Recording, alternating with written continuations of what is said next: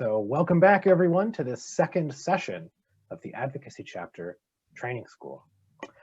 I'm going to begin sharing my screen, and we're going to just dive right in. We've got a lot of great stuff to cover today, some stuff to review from last time, and some homework that you all had assigned that we're going to be discussing here in a moment. But before we get to any of that, introductions, reintroductions are in order. Greetings again, my name is Mike McGee. I'm an organizer with the AAUP National Office.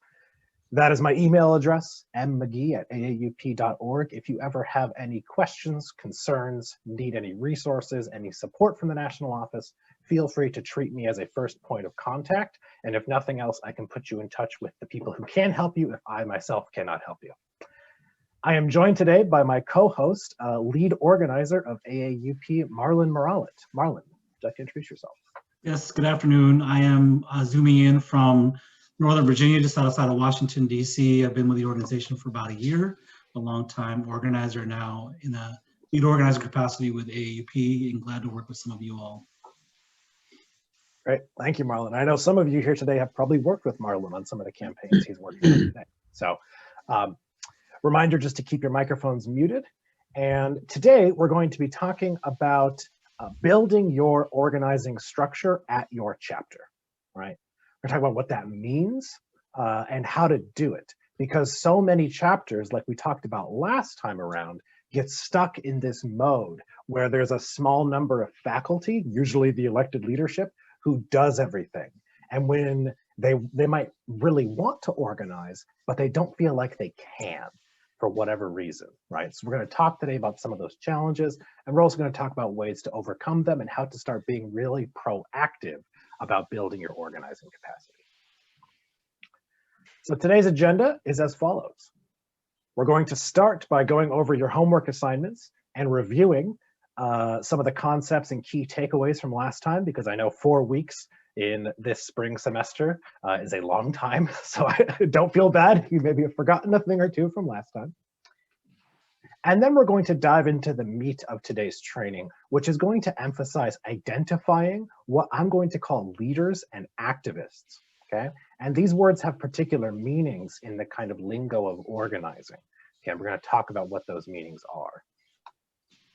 We're then going to spend a significant portion of today's training in breakout rooms doing an activity where you will have the opportunity to identify activists and leaders on your own and to think about who among possible faculty in the scenario you're going to receive would make good activists or leaders in your chapter. After that breakout activity, I'm going to pass it over to Marlon, who's going to guide us and walk us through how to build an organizing committee, what an organizing committee does, and how to best manage it and make sure it's sustainable over time. We'll then conclude today with a brief Q&A if there's time, as well as, you guessed it, another homework assignment heading into our next training session, which will be happening on April 16th. So I'm going to stop sharing my screen here because I want to see you all here for a moment, which is, let's review the homework assignment. So your homework assignment was you had a series of questions to ask yourselves and your chapter leadership. And those questions were, what are some internal barriers to organizing? Name 3. What are some external barriers to organizing?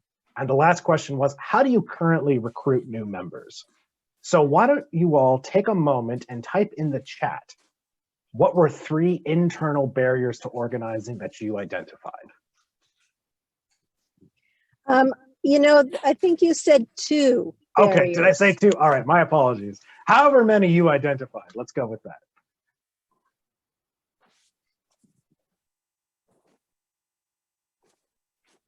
Okay, I'm just taking a look and I'm going to jot down some notes here.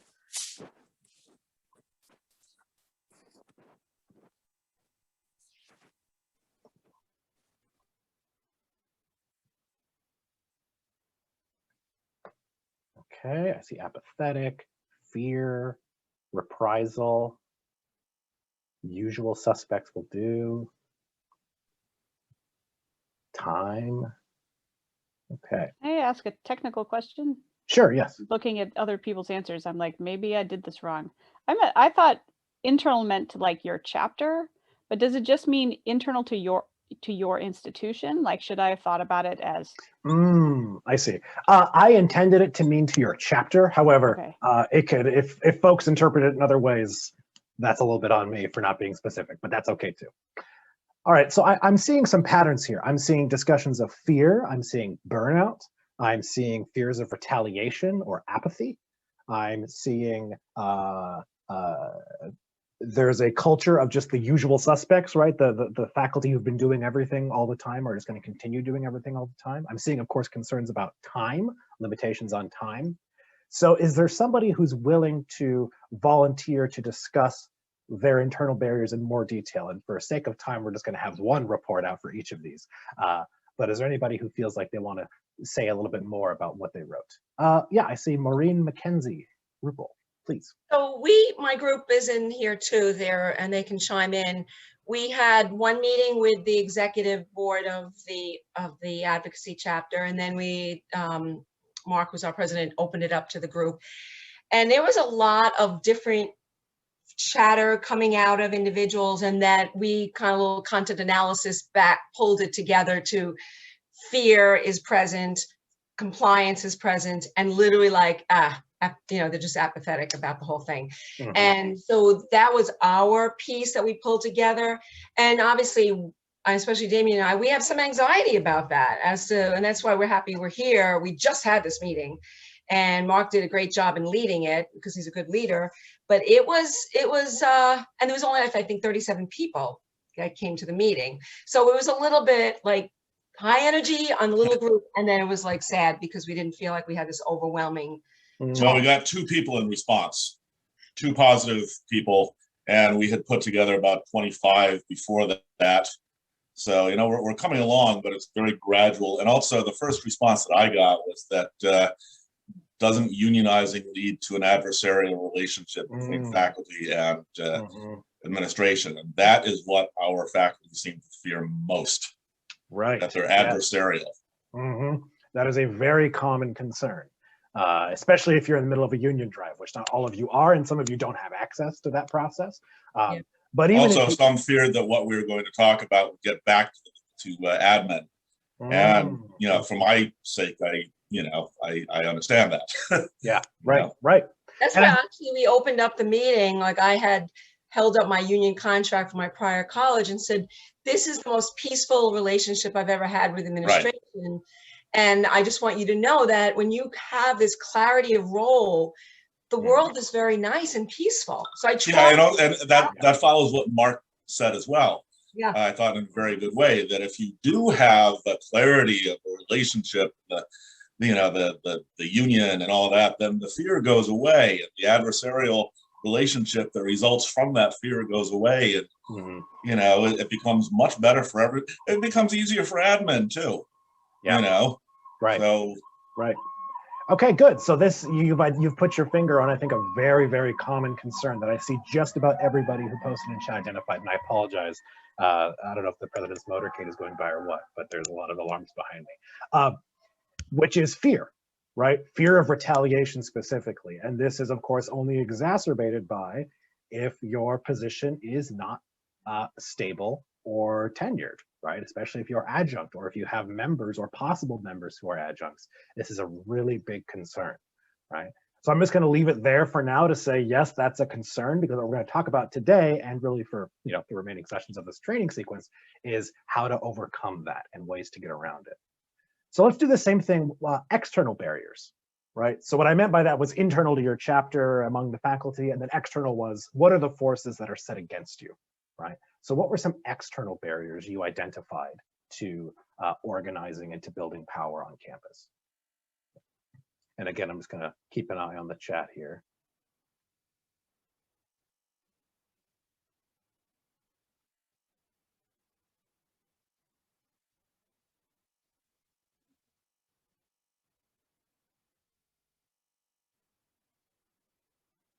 Okay, I'm seeing Board of Trustees, lack of funding from the state, workload, remote conditions, yeah, the pandemic. Intransigent, awful legislature. I love that. Well, I love that description. I don't love the, the reality you're describing. trustee ignorance, hostile admin. Okay.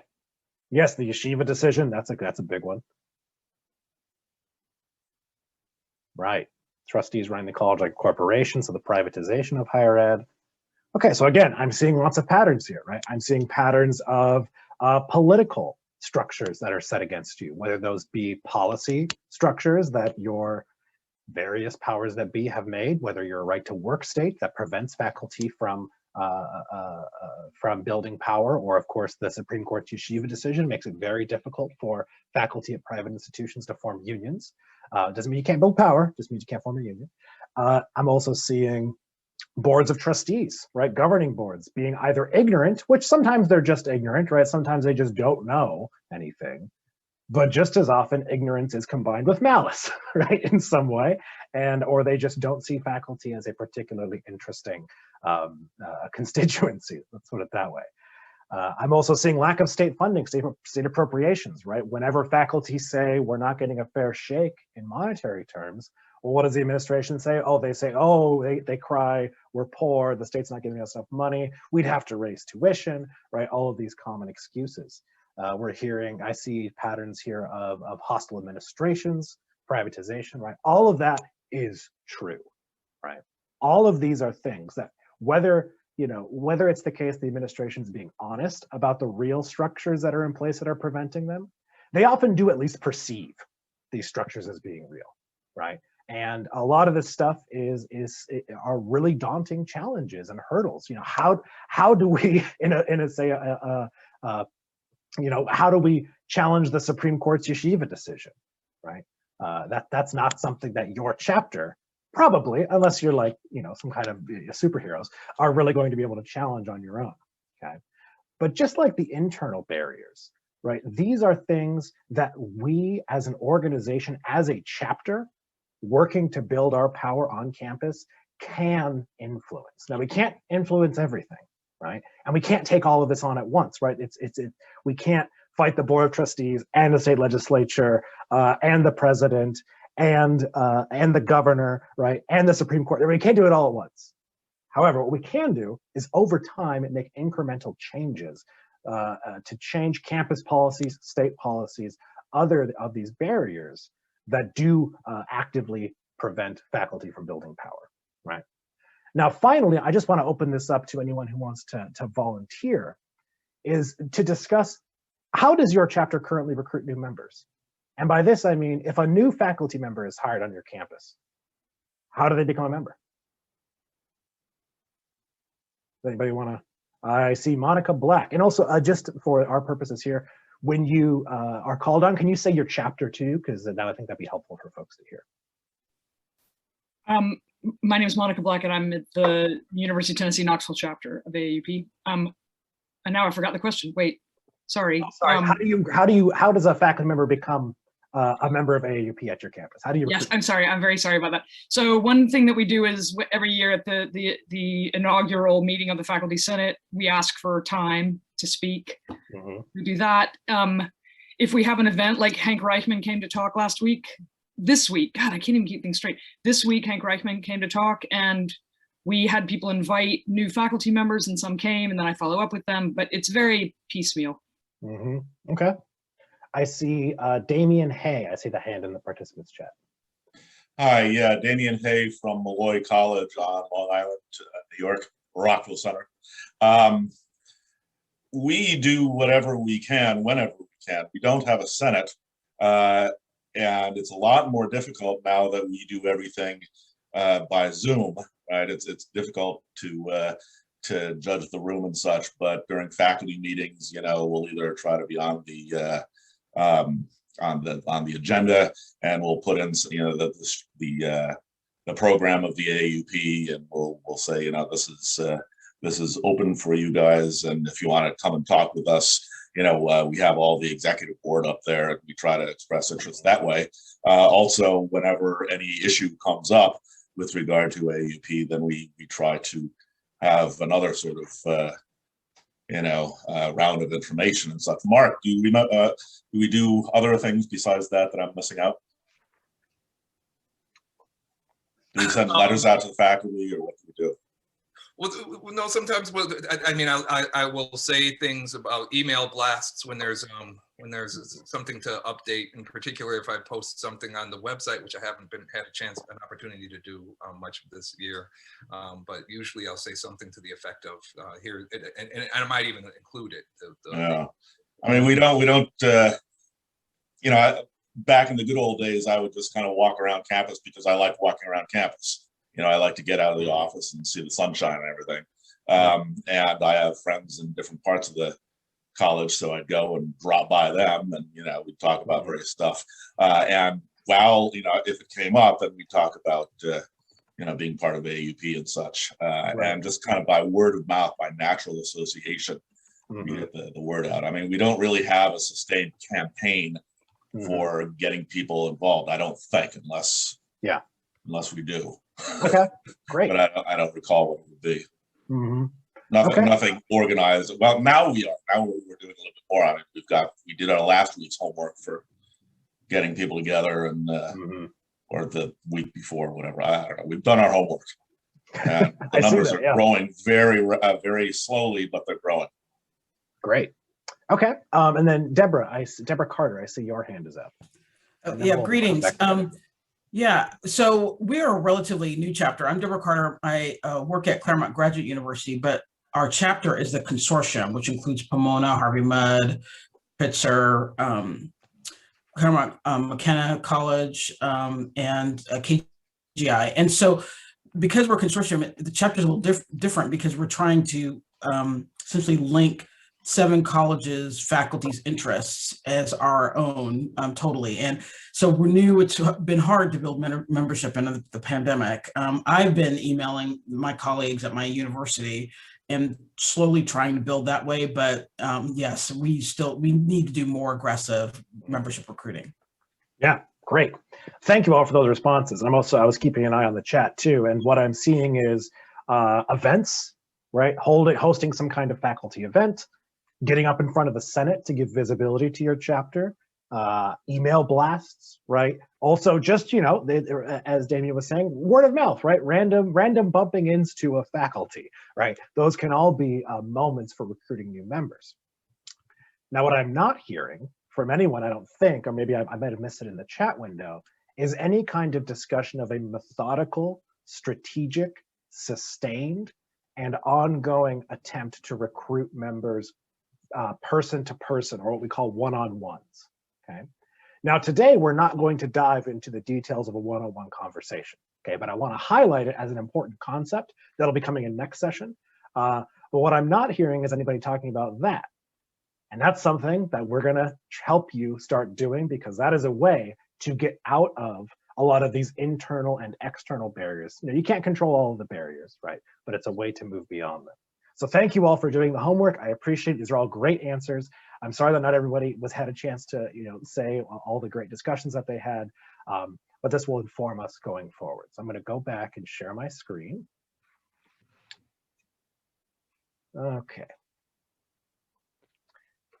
So here was the homework questions, right? We just talked about that. Now I want to just spend a quick minute reviewing some of the basic concepts from last time, just to jog our memories of some of the things we talked about before we dive into today's content. So remember the definition of organizing, and I'm gonna keep coming back to this over and over again. You're gonna be so sick of me saying this, right? But it's so critically important that we always keep this at the front of our minds, which is that organizing is building relationships between similarly situated people, in your case, faculty, converting those relationships into collective power. Okay, your chapter becomes a collective power in an organization, and then you engage in strategic direct actions, and we're going to talk a bit about that today, in order to affect the change you desire. Right, that is organizing. Okay, it's not going door to door asking for votes. Okay, that's important work, and if you've done that work, you're doing the Lord's work, doing that stuff. But that's not organizing as we mean it, right? Because remember, the central truth of organizing is that the only way that we can change the status quo, and by that I mean, you know, the fundamental power balance on your campus, is to build an organization, in your case a chapter, that is large enough and cohesive enough to compel a decision maker to give us what we want.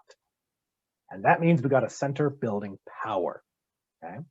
And this means outside of established structures. Established structures can be useful, Senates can be very useful. Other forms of faculty shared governance can be great vehicles, but we want to focus on building our chapter, which is an external independent organization that allows us to wield power. All right, so enough throat clearing, enough review. Let's dive into today's content. We're going to spend the first part of today's presentation focusing on identifying leaders and activists, or how I learned to stop worrying and love my colleagues. So I want to just do one more quick question and answer, and I would encourage folks who haven't spoken up yet to answer this question. How were you recruited to your chapter? And please raise your hand in the participants window so I can see. If you remember, maybe it was a long time ago, right? But if you remember, how were you recruited to your chapter?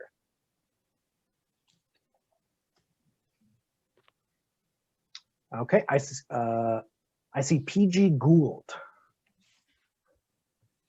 Yes, I started my chapter. Oh, okay. So you were the founding member. Yes, I was the person who said, that's it, we have to form a chapter. Mm-hmm. Okay, so I'm sure that's maybe true for many of you. But yeah, do you want to say more? Well, what I can say is that I had been in correspondence and close discussion as things got wackier and wackier with a number of colleagues, longstanding tenured colleagues. And so I was able to put together a group of, ultimately about 20 people who were, were with me to do the organizational meeting and, and that. So I think it was David Kochemba who said to me, the best organizer is a bad boss. That's right. That is true. That's the second central truth of organizing. So, yeah, so I was recruited by terrible leadership. And it wasn't, that's where this idea of management in place of leadership comes, is that, we had a bunch of management and no leadership, and it was just infuriating. So that's how I got recruited. Okay, so you were a self-starter, right? You were somebody who said, I'm going to try and form a chapter on my campus. I'm sick of this. I can't take it anymore, right? So that's one story. Yeah. What about the second question? How did you decide to take on a leadership role? Because it's one thing to be asked, will you become a member of AAUP and join our chapter? It's another thing for why you all made the crazy decision to step up and take on all this extra work, right? So does anybody want to answer that question? And Jorge, I see your hand up, so if you want to answer the second question, feel free. Sorry, I was looking for something I wanted to share with everybody. It's taking me a while to get it. Why did I assume a leadership role? I don't know. I mean, me and some other colleagues were furious because of the ICABER affair. Our Institute in Humanities and Social Sciences tried to put a general with no PhD into a leadership role. So that was about maybe 5 years ago, 6 years ago, something like that. And that led to the creation of the chapter. And how did I become president? I don't know, man. That's a good question. I think I was elected. I just kind of ended up in this role. Yeah, presumably some people voted for you, right? Yeah, some people voted for me. I was the founding, one of the refounding. I think we had a chapter like 30 years ago, members, and I took up the leadership role. Then, presumably because I'm really interested in these topics and have a lot of free time. That's great. Okay, so again, I'm sorry. I know everybody probably has a story here, but just in the interest of time, I just wanted to get a couple responses. Now, you might have had a different story than these folks, right? Maybe you were actively recruited. Somebody came to you and said, will you join our chapter? For the two folks who responded, which of course might not be everybody, it sounds like it was more reactive, right? You saw something externally that led you to want to become a member of AAUP and then a leader of your chapter, right? Now think back to last session when we talked about that cycle of reaction, right? AAUP advocacy chapters spring into being in response to some crisis, and then they have trouble sustaining themselves over time, right? So what we're gonna be talking about today is one way to get out of that reaction to crisis, and also one way to be a bit more proactive and methodical about recruiting more members and more leaders, rather than simply relying on outrage, which of course exists, right? And as you mentioned a moment ago, the boss is often the best organizer, right? Which can be very useful. But it's not a way to sustain a chapter over time, nor does it give you much to go on during so-called peacetime, right? What do you do in your chapters between campaigns or between crises? Okay, so that's what we're going to focus on here. So generally speaking, there are three modes of recruiting members and leaders and activists. I'm going to talk about what those mean in a moment, that advocacy chapters fall into. There's what I call the luck-based model, which is another way of saying there really is no purposeful or intentional, proactive, methodical recruitment process. Instead, we kind of just hope that someone somewhere out there is going to be either sufficiently outraged or will just step up and say, yeah, I'm gonna join the chapter, or yeah, I'll run for vice president, or yeah, I'll be part of that committee. And this mode of recruitment, the problem, as you might imagine, is it's passive. Right? Nobody's actually asking other people to join the chapter or to step up to become activists. We're just kind of relying on hoping that someone out there is going to do this. Or maybe we throw in a link at the end of an email that says, click here to become a chapter member, right? A step up from this that's better is what I call the informal recruitment approach.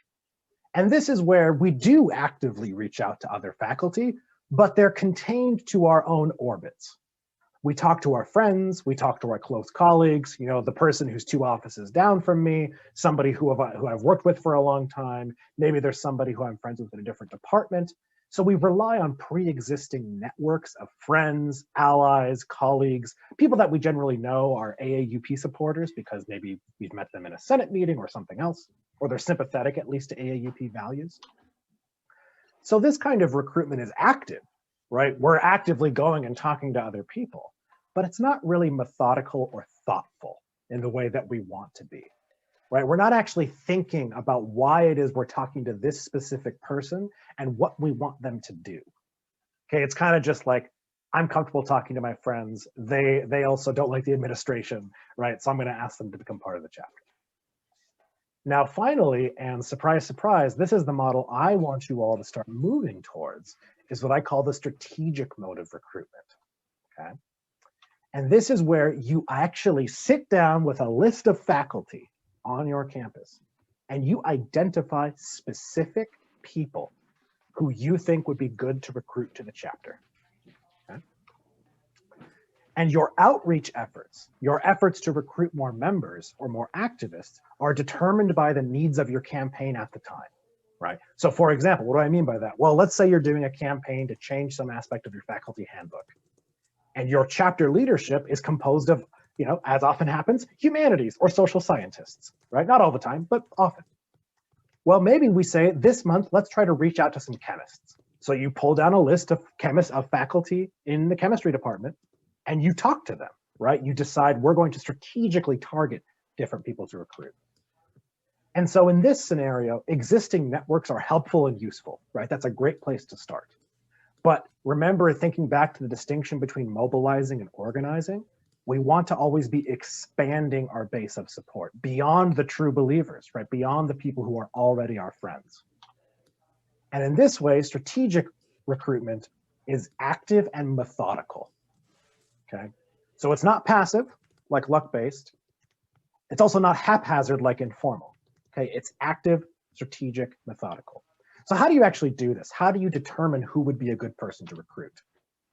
Well, I'm going to use this kind of tacky visual metaphor here of a bullseye. I'm going to be coming back to this time and again over the course of this series. So imagine your chapter as a bullseye. Okay. At the core of this bullseye, at the actual bullseye itself, is what I call the leadership, the core leaders. Now, congratulations, this is you. Right? You are all people who've decided to step up, be proactive, to guide and lead your chapter. One step outside of this are what I call activists. And I'm going to go into a lot more detail about these folks in a moment. And these are individuals who may or may not hold formal positions of authority, but they're committed to working on behalf of the chapter. Okay? These are the folks that you know if you sent out a call to action, if you said, hey, everybody, we need you to sign on to a petition, these are the people who would do it. Right? one circle beyond them, and I'll note here, this bullseye is not drawn to scale. If it were drawn to scale, those first two rings would be very, very small, right? This third rung is members, and these are faculty who may or may not be dues-paying members, right? I'm using members in a broad sense. They're people who are sympathetic to AAUP, right? And they could be recruited if they were only asked. Because you want to know what the number one reason is people don't join their chapter? It's because no one ever asked them. It's not because they're afraid. It's not because they fear retaliation. It's not because they're apathetic. It's because no one ever asked them to. And then, of course, what would by far be the widest circle at most of your chapters, unfortunately, is non-members. These are people who might not know anything about AAUP. They could just be ignorant. They might be opposed to AAUP, but we don't know unless we talk to them. Now, what we're going to focus on today primarily are these first two rings. We're going to talk about members and non-members next time when we do one-on-one conversations training. But primarily today, we're going to focus on these two rings, because building up these rings of your chapter will make it so much easier and more effective to build the rest of your chapter. And as previewed to Marlon's section later, this is what composes your organizing committee, which we'll get to. All right, so what is a leader, activist, or a member? I've touched on it a little bit. Well, yeah, these are you love my 3x3 tables here. A leader is somebody who generally is well known and well liked among their colleagues, right? This is somebody that people respect because this faculty member is proactive and engaged, right? They're not passive. They step up, they participate in campus politics, they participate in their departments, and generally they're pretty good at their jobs. Yeah. So also, I hear somebody's keyboard. Can we just make sure we're all muted? It's just getting a little distracting. So these are people who are trusted and respected, and importantly, these are individuals who move others to action. Okay, this is somebody who, in their department, when they want to do something, they just do it, and maybe they bring their colleagues along. An activist is, rather than somebody who moves other people to action, okay, and this is the important distinction. An activist is somebody who will take the action. Okay, so we heard a moment ago about how folks first came to be leaders in their chapter, and one person said, "Well, I started my chapter, and I got 20 other people to join me." Right? I think it's safe to say she's a leader, right? She's somebody who moved other people to action. Okay, whereas an activist is somebody who's willing to do the action, but they might need some direction. Okay, these people show up. They might bring a friend along to the rally or might help them sign a petition, but they do support the chapter. They just need some direction or activation to channel their energies into some kind of campaign. And importantly, these are the folks who are the pool of faculty for future leadership positions. And then finally, we have members, okay? And members are faculty who pay dues, right? They join the AAUP, but they're generally not very active. This is probably most of your members, I would imagine. They don't really participate, right? Their level of support for the chapter can vary, as well as the reasons why they support the chapter. Perhaps they view it as a transaction, right? They say, I give money to AAUP so that if I get fired, they'll have my back, right? They could view it as a quid pro quo. They could see it as a moral obligation, right? There could be a lot of reasons, but we don't really know unless we ask them. And members are people who can become activists through organizing, okay? So there's kind of a flow here. Members can become activists, activists can become leaders, and in so doing, we bring more people towards those center circles of the bullseye, which then allows our chapter to do more things, be more active. I want to spend a moment here to talk a bit more about leaders, because this is really important to building your organizing capacity. There's an important distinction I want to make between what I'm going to call formal leaders and organic leaders. Okay? Formal leaders are people who are elected or appointed to some kind of office, right? Many of you would fall into this category, which isn't to say you're not also organic leaders, right? But a formal leader is somebody who, by virtue of their position, is in a role of leadership. Okay? When we're organizing, when we're recruiting new members and new activists to the chapter, we want to find what I call organic leaders, okay? Because they exist out there in the wild of your university. They're probably already doing something that resembles organizing. They have the trust and respect of their colleagues, okay? But they're not yet part of the chapter, and we want to bring them in. Because it's, you know, in some ways a circular truism. Leaders have followers, right? I don't mean this in a sycophantic way. I don't mean like, oh, there are people, you know, worshiping this person. But what I mean is an organic leader is a resource for their colleagues. Faculty go to them for guidance, right? I bet you can think in your departments right now, who would I go to if I had a question about some kind of undergraduate graduation policy, right? Maybe you go to your department administrator, but maybe you know a faculty member who is a repository of this knowledge. Organic leaders are good at their jobs. They're usually really good teachers and researchers.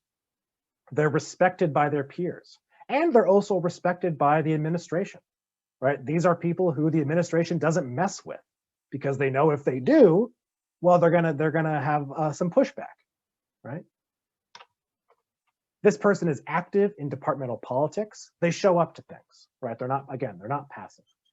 And importantly, they move other faculty to action, right? These are people who are already bringing other faculty along to whatever, to various things. It could be social. It could be this is the person who puts together the happy hours for faculty.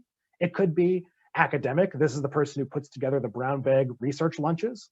It could be administrative or shared governance. This is the person that is always, you know, banging on our doors to go to the Senate meetings, right?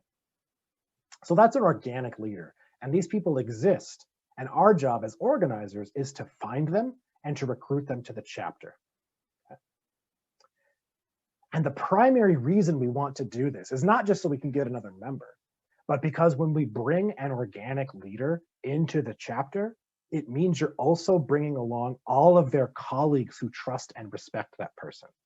And for those of you who have an eye towards unionization, or maybe you're already involved in a union drive, this is even doubly important because then the stakes are even higher.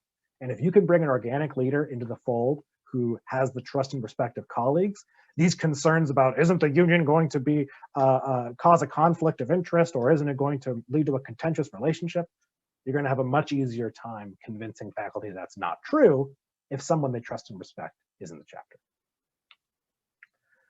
All right, I want to spend another moment here on a bit more detail about activists. So as I mentioned a moment ago, the primary distinction between a leader and an activist, a leader is somebody who moves other people to action, whereas an activist is the person who does the thing, right? They demonstrate a commitment to the campaign or to the chapter through action, right? They step up. I'll sign the petition. I'll come to the rally. I'll talk to my colleagues. They're willing to volunteer time and effort, right? If they're asked, they will do something. These are people who are very often vocal voices of dissatisfaction. And I imagine you can think of a few of them, or perhaps you are this person, right? The person who's not afraid to speak out, whether it be at a Senate meeting, whether it be at a department level. This is somebody who, when they think something is wrong, they're not going to be shy about it. They may have worked on organizing in previous contexts. Maybe they were a graduate employee local member when they were in grad school. Maybe they've worked in political organizing, right? They have some kind, usually they have a history, and they want to get involved. They have energy, they have enthusiasm, but they might need direction, right? They might need some way to channel that energy. And why do we want to recruit activists? Well, it might be obvious, but we want to recruit them because they're really the lifeblood of the chapter. As I mentioned in the last training session, one of the big differences between collective bargaining chapters and advocacy chapters is that advocacy chapters cannot rely on a legal framework to defend themselves or to fight for themselves. It really comes down to old-fashioned member volunteer activism. So the more people you have who are active in the chapter, the more things you can do. These are the people who can mobilize the rest of faculty to take actions. Okay. And also importantly, these are the eyes and ears at the department level, right? These are the people who can keep the chapter leaders abreast of any issues that come up. They can represent the chapter at the department level. If there's any particular problems that a department's having, right? They're the ones who will first hear about it. All right, and then the final thing I want to talk about before we dive into the activity for today is members, okay? So members, as I mentioned a moment ago, they support the chapter for some reason, okay? Maybe it's transactional, right? I pay dues to get a service. Maybe they have a moral imperative. They think if I'm going to be a faculty member, I believe in John Dewey and Arthur Lovejoy's vision for higher education, and I'm on board, right? This is my duty, my obligation as a faculty member. Maybe that's you. They could also be a true believer, right? I really think that higher education should serve the public good, so I'm going to become a member of the chapter. Or there could be a whole host of other reasons why somebody joins the chapter. Okay. Now, it's important to remember that generally speaking, faculty do not have much experience with organizing or with building power.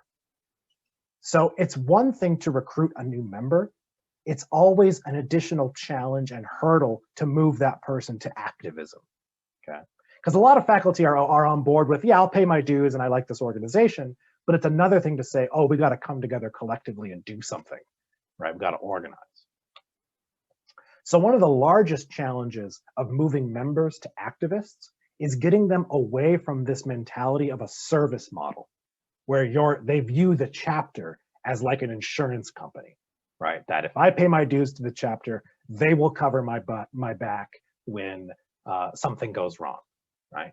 We want to move away from that over time. And again, we're going to talk a lot more about that in future trainings, how to do that specifically in the context of a one-on-one conversation.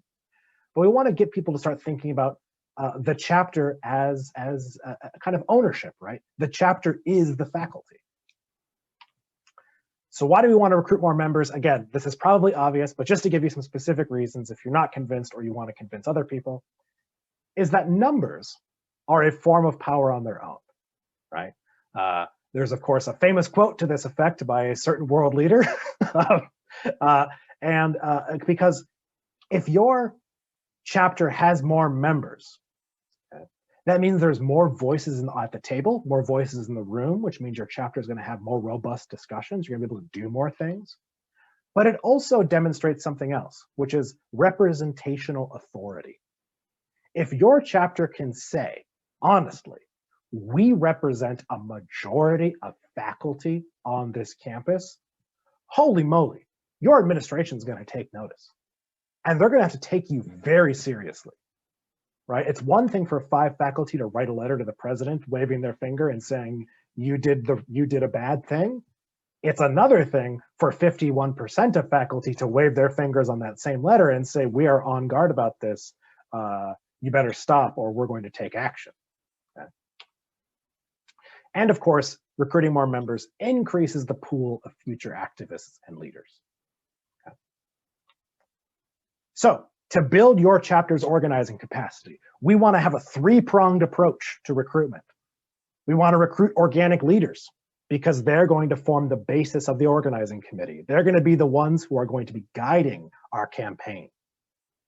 You want to identify activists and recruit them to serve as what are called liaisons in a lot of chapters, which basically just means a representative at the department level whose job it is to talk with colleagues, right, to mobilize them to actions.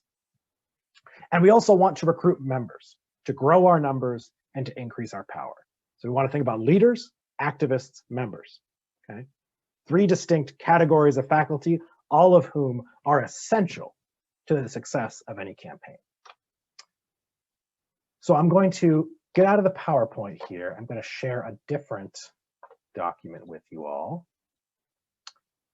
which is the activity.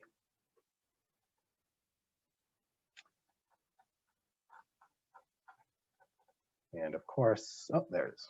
Okay. All right, can you all see this?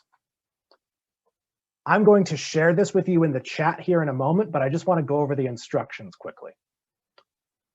You are all going to be broken into breakout rooms, and you're going to be given this sheet. And this sheet has a series of bios, quick descriptions of different faculty members in the same department.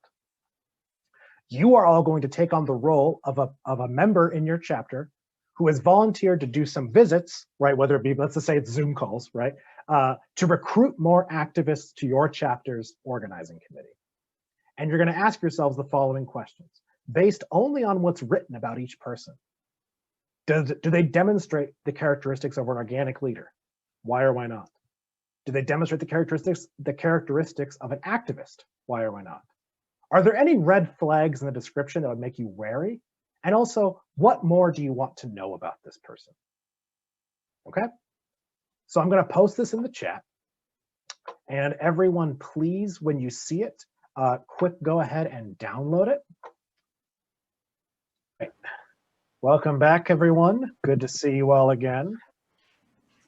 So, due to time constraints, since we only have until 4:30 or whatever 30, where you happen to be, we won't be able to do the full big debrief like I wanted to. But quickly, very quickly, is there a group that's willing to report out and say, just go through each person and where would you put them?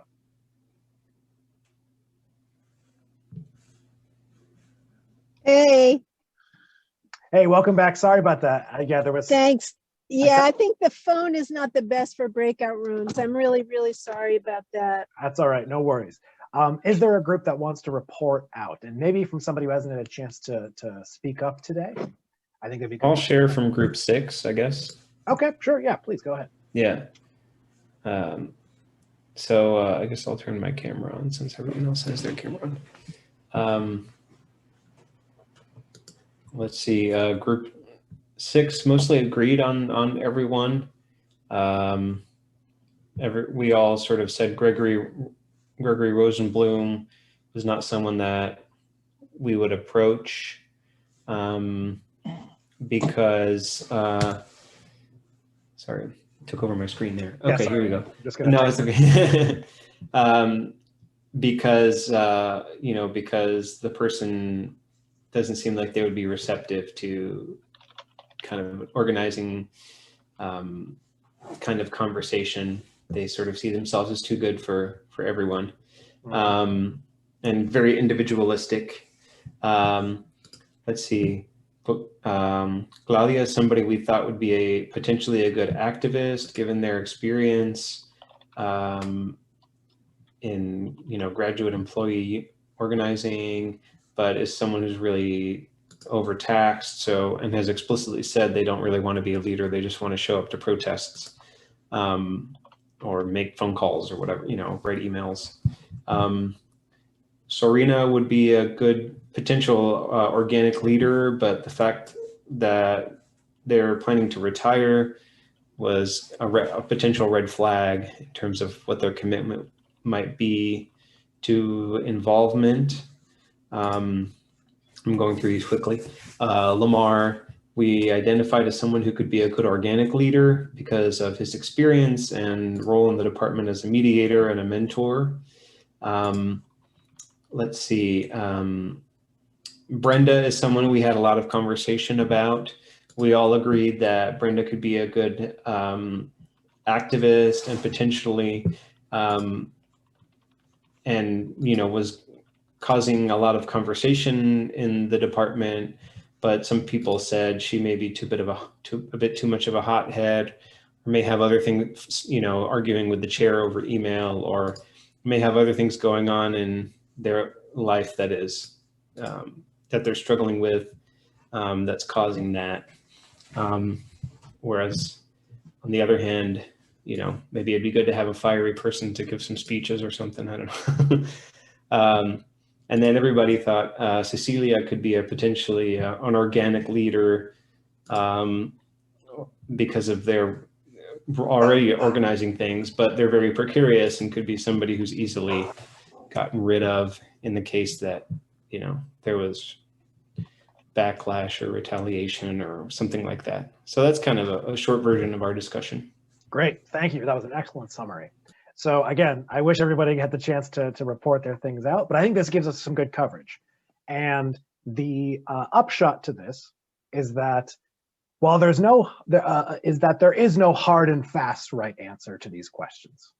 Now, are some of them more like others than others? Of course, right? But this is the kind of work that you all in your leadership groups, on your organizing committees need to do, is you need to sit down, look at a list of faculty whom you know or have heard of, and think through those questions, right? Would this person be a good leader? Well, I don't know. They were really nasty to the department head that one time, so maybe not.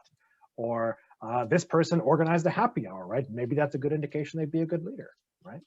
So you have to make these subjective decisions and collectively to target your recruitment, right? So if we were going to dive even deeper into this, I might ask you, who would you talk to first? Who would you talk to second, and why? What questions might you ask that person about these other people, right? And those are all things that you as organizers, because congratulations, I hereby dub the organizers, would have to do in your recruitment efforts, right? And I think this spread here basically captures kind of what I had in my head when writing up these bios. However, you know, it might be that some people think Brenda wouldn't be a good activist. Maybe people think Lamar wouldn't be a good leader because of his connection to the administration, right? So there's all these things you have to ask yourselves. Okay? So congratulations, you've just now, maybe for the first time, methodically thought about who in your chapter or what kind of faculty would make good activists or leaders. So what do you do with those people? Well, I'm going to pass it over now to my colleague Marlon Morales to wrap this up when discuss about the nature of an organizing committee. So Marlon, I will make this full screen. Please take it away. Sure. Thank you, everyone. A really good discussion, really good activity that leads into this next piece. And so we're short on time. I'm going to cut out some of the discussion, some of the discussion questions, and just try to get to the meat and potatoes of this conversation. Mike, can you move to the next slide? So for the previous one, there's no one in between. Okay, that's fine. So if we're serious about organizing, we need to get serious about coordinating. And so what is an organizing committee? You know, consider your organizing committee as, you can go back to the previous one before this one. There you go. As your brain trust or as your kitchen cabinet for your outreach efforts. The organizing committee consists of either, you know, as you just had a discussion around them, you know, elected members of your executive board, members, or they could be engaged faculty, right, who are neither elected or even paying any sort of membership dues. And this is a group that meets independently of your executive board, that's primarily responsible for coordinating your outreach efforts, right, and moving your campaign forward to meeting those goals. And when we say representative, you know, it should be representative in terms of with regards to race, gender, age, rank, and discipline.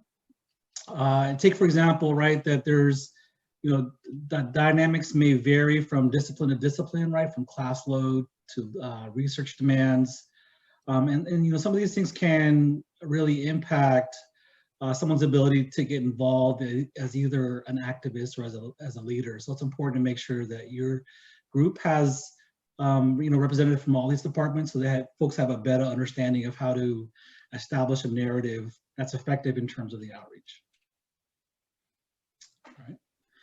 And if you have questions, feel free to raise your hand. I know I might, you know, zoom through this a little bit. We're going to cover a lot of ground, and so, you know, feel free to just unmute yourself, ask a question, or just raise your hand. I'll have Mike, you know, keep an eye on out for me. So in terms of the purpose, we'll dig right into this. I see this as sort of a cycle, right, in terms of the purpose of the committee. The main function is, you know, conducting and doing the coordinating the one-on-ones. And so remember, most conversations that we're doing, and you'll learn more about this in the next training session, must include an ask, right? And sometimes those asks can be difficult to navigate. So it'd be important to integrate some level of reflection into your group process, right? And so this period of reflection can make a difference between identifying someone who's an activist and then someone who's, you know, who may be a potential leader. And so, you know, some of those things, those lenses will, reflection will help you tighten up your lens in terms of how you view an activist and how you view a leader. The next step in the cycle is obviously training new leaders and new activists. You know, as your group increases your capacity for those organizing conversations, it will also be critical to have processes in places that move folks from, you know, a faculty member to a liaison or an activist or a leader. right? And so sometimes it means that you have to be explicit about what happens after a conversation that you've had with someone who's, you know, a leader, and how do you get them into the fold of your organizing committee. And it's also important that, you know, for folks who are new to the liaison work or the outreach work, to provide them some guidance, right? Either through their first few, you know, one-on-one conversations that they're having, so that they have a, you know, a grasp of the process. Then there's maintain, right? So it's maintaining and reviewing notes from your conversations. You know, this will be an important function of your organizing committee, right? In the role of data in that, in large part because, you know, your committee can use the data to identify any number of things, primarily trends, or even shape how messaging, you know, impacts certain disciplines from one, you know, one part of the campus to the next, right? So it's important also to track, take a step back, and pay attention to your data, as well as, you know, the conversations that you're hearing from people on the ground, right? It's a really important step. And then the next thing is to assess, and again, reassess the overall strategy of the campaign. Provide, you know, ample opportunity for your group to take a step back, review your progress, review opportunities, and review challenges periodically, right? And, you know, this may have been mentioned previously, but it's also important to celebrate your wins, no matter how big or small, right? You know, these campaigns or the outreach efforts can take a considerable amount of time, right? Time and energy out of what your normal schedule is like. And so, you know, it's important really to, you know, take the time to celebrate those wins. I'll pause there. If there's any questions or anything that you would like me to loop back on, I could do that. But again, think of this as a cycle for your committee, right? Keeping these things in mind as the core functions for your organizing committee as you meet regularly, right? So the coordinating the one-on-ones, the training aspect, keeping tabs on your data, and then also not only providing time for reflection around the one-on-ones, but also reflecting on your group's capacity to accomplish your benchmarks and your goals. All right, I see two questions. First from Sina Kramer, and then second from Alice Polly. Thanks. My question is, and we probably will go into this more in the specific one-on-ones training, but do you identify the specific ask prior to the one-on-one, or do you have to develop it in the course of the one-on-one? Yep, good question. And it sort of depends on why your chapter has kicked off this outreach campaign, right? In some places it may be you're a new chapter and need to develop some level of support amongst faculty on campus, and so that could be a membership drive, right? And so the ask there is, are you willing to become a member of our chapter? In some places where there's a chapter that's been involved and there's been some recent cuts, and they want to grow out the work, it may be an issue campaign, right? And your bottom line ask is, can we get you to take an action on any particular issue, right? And so, and again, good question. Your organizing committee, your brain trust, so to speak, can help determine what is the ask, the main ask, right? And spend some time on that, right? Is the ask aligned with your potential outcomes with the campaign, right? Does it lend itself to that win that you want to work back from? So good question. All right, and then Alice. Maybe you're going to get to this also, or maybe you said it and I missed it, but in the training new leaders and activists, I mean, I can imagine an infrastructure of like, here's how we do things in this chapter, but maybe you mean something other than like how do we hold votes? Like, is that what you mean by train, or do you mean it in some other way, like taking your, justified outrage and bringing it to some, like, what do you mean by train? Right, and that's actually the train piece in terms of the organizing committee. Some parts of the organizing committee will be responsible for training other faculty to do these one-on-one conversations. Right, there's not a lot to it, but these are very intentional conversation, right, with some explicit asks. And so, and sometimes these organizing conversations are about unlearning some of the values that we've learned in terms of like social interactions. And organizing conversations really are geared toward asking very, personal and intimate questions of your colleagues that, outside of these organizing asks, you may never ask, right? And so that's the function of the training portion. There's other things too. I mean, but with regards to the organizing committee, the main training function is how to get others to have these very intentional one-on-one organizing conversations. Okay, I don't see other questions. So Marlon, I'm going to move ahead here to the next Yep, slide. and then with 2 more slides. That was the bulk of it. And so here, since we've talked about what it does, let's talk about what it looks like, right? And again, activists are faculty who are willing to take the next steps, right? And leaders these are the folks who have already taken some initiative, right? They're taking an active role in the outcomes of the campaign. They work independently, and they also move others to get involved. And so you see here the organizing committee leadership can potentially consist of anywhere from 2 to 10 individuals, right? That's a fairly wide range. And I think I asked this question to Mike. It's like, Mike, because this is Mike's suggestion around the 2 to 10 individuals, and why 2, right? Because I think it's important to note that there are some smaller chapters that may have some difficulty building towards, building on some of their human capital, and it may just have 2 people, right? So, if you got 2 people, you got a campaign. But ideally, again, you want your committee to be representative of the faculty.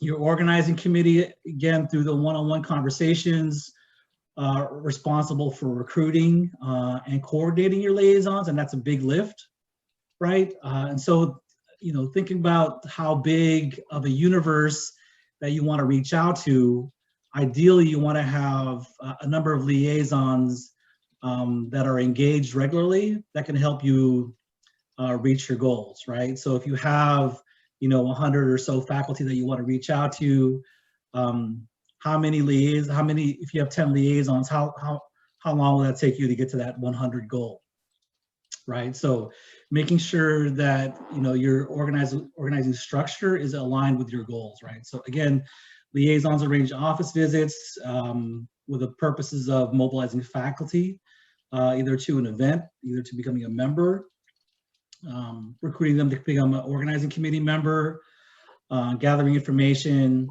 or other asks dictated by the campaign. And as a reminder, right, these aren't just regular conversations. Organizing conversations means at the end that we're making a fairly straightforward ask for faculty to get involved, right? And then we assess folks on their ability to follow up and move on that ask. So key takeaways around the organizing committee. Ideally, each of your organizing committee members should be able to, in terms of accountability, understand what your plan to win is, and then also be able to, align every process, tasks, or activities that the organizing committee adopts, right? And so that your primary focus is on achieving those goals, and that even though there are ideas or there's some good brainstorming, you want to make sure that there's some level of accountability with regards to why we do certain things, right?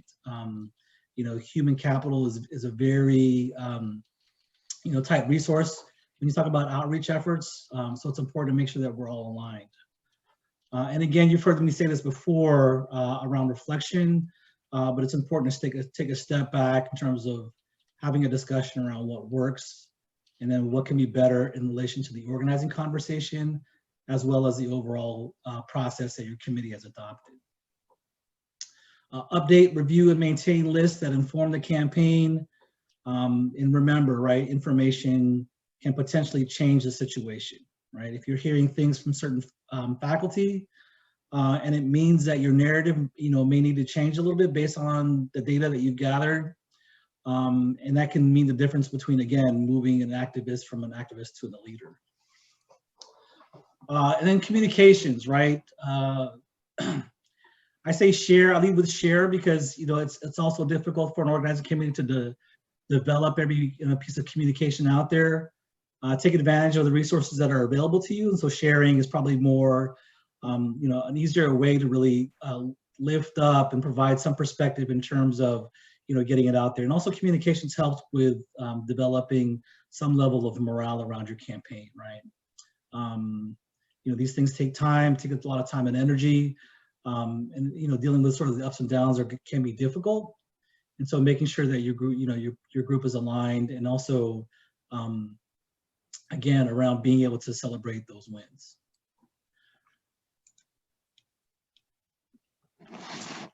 So I just want to leave it at that. And remember one thing, right? If you want to go fast, go alone. If you want to make a difference, go together. All right, great. Thank you, Marlon. So that was a lot about organizing committees. Yeah. And as I mentioned earlier, we're gonna come back to that over the course of this training, right? The idea today was start to think about different types of faculty, how to recruit those people, why you want to recruit them, and the organizing committee becomes the structure, the apparatus, the organ, I'll think of other metaphors, that does the organizing work, right, which I think Marla described really well. So with that, we're coming up on time here, so I want to leave you all with your homework. Here is your homework assignment. You all are going to go back to the same group of leaders you worked with on your last homework assignment, whether that's your executive committee, maybe you have an organizing committee already, and what you're going to do is put together a list. And by that, I mean a contact list for faculty. And when I say EC, I mean executive committee, although if you have a different group of leaders who are meeting, that's fine too. Whatever your departments happen to be on campus, go on the website, go to your university's directory, wherever you can find it, and create a spreadsheet of all the people on your campus, or sorry, in your department, and their email addresses. Build that spreadsheet, work on it together, and then come together and think about, identify at least 3 individuals who you think would make a good activist or a good leader using those same skills you practiced today, right? So your job is to build a basis for a contact list just from your departments. You don't have to do your whole university. If you get ambitious, feel free. I'm not going to stop you, right? Just of your departments, and then work together and identify who among these people would be a good activist or a good leader to recruit, okay? Because next time around, we're going to be focusing on one-on-one conversations, which will actually give you the skills to be effective in that conversation with that person to recruit them to the chapter, okay? So reminder, our next session is on Friday, April 16th, 3 p.m., same time, same place. All right, 3 p.m. Eastern. So if you're on a different time zone, be sure you make the calculation. And with that, we are on time. We're out of time. And I unfortunately have a call I got to get to. It's a busy Friday, so I won't be able to answer any further questions, but do please feel free to message me, send me or Marlon an email. Thank you for your time. Great work today, and we'll see you in a month.